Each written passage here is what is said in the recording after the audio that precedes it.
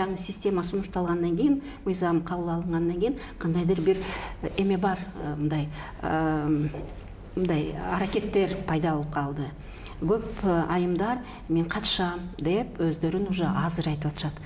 Ошон үчүн мен ойлойм, мындай да баягы конституциялык мыйзамда жогорку кеңештин депутаттарын шайлоодо ал чене мындай твердая квота деп коебуз да, мындай мыйзамда. Мисалы үчүн азыркы баягы 7-чи чакырылышта, мисалы үчүн аялдарды ушул 4-чү позицияга койбосо, борбордук шайлоо комиссия ушул партиялык тизмени кабыл кылбайт.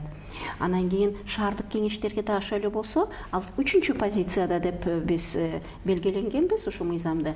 Аны сактабаса партия, аны кабыл кылбайт. Айылдык кеңеште дагы квота 1-чи ошол аялдарга, кандидат талапкер айымдарга ошол эмелер бөлүнөт.